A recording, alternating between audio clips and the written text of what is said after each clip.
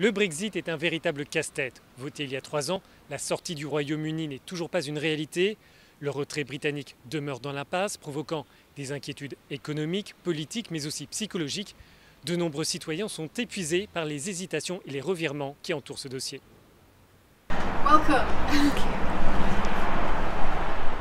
Thanks for having us over. C'est une journée magnifique pour arrêter le Brexit. En fait, pour Sharon, toutes les journées sont bonnes pour stopper le Brexit. Cette experte commerciale basée à Bruxelles a même décidé de quitter une situation lucrative en tant que consultante sur la sortie du Royaume-Uni. Désormais, elle passe ses journées devant son ordinateur à organiser des manifestations. Je ne m'étais jamais imaginé dans la rue en train de faire campagne, mais je suis d'abord allée à une manifestation à Londres et j'ai trouvé que c'était génial.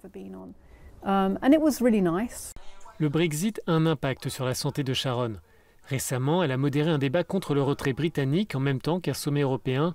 Ce fut l'angoisse. Pour elle, c'est la faute du Brexit. Il s'avère que j'ai un zona.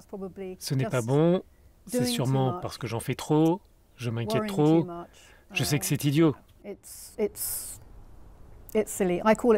J'appelle cela Brexititis. Sharon a 2 filles. La plus jeune, Ariane, à gauche sur l'image, était déguisée en licorne lors du sommet européen de juin. Sa grande sœur, Armelle, part étudier à l'étranger à partir de la semaine prochaine. Cela me rend triste. J'avais 17 ans lorsque le vote a eu lieu. Je devais aller étudier au Royaume-Uni l'année suivante et honnêtement, cela m'a rendu moins enthousiaste à l'idée d'étudier au Royaume-Uni. Cette déception ne touche pas que le foyer. Selon un sondage, 64% des personnes interrogées jugent que le Brexit est mauvais pour leur santé mentale. Selon une psychothérapeute londonienne, les politiciens devraient jouer le rôle d'aide-soignants et non pas d'agents anxiogènes.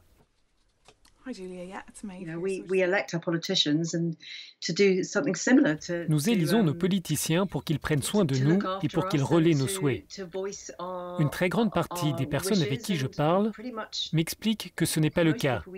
Il y a tellement d'incertitudes que cela est très difficile pour la psyché humaine.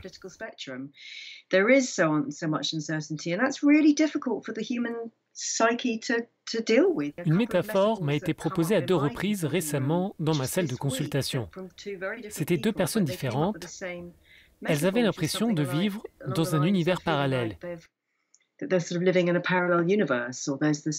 Il y a cette autre réalité qui se déroule encore et encore, et c'est le cas depuis 3 ans. Cette situation pourrait se prolonger. Les conservateurs choisiront dans les prochaines semaines leur nouveau leader pour mener le Brexit et l'avenir du Royaume-Uni. Les 2 candidats en lice assurent que le pays se portera mieux hors de l'Union européenne.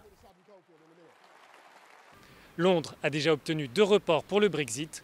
À l'heure actuelle, la sortie du Royaume-Uni est prévue pour le 31 octobre.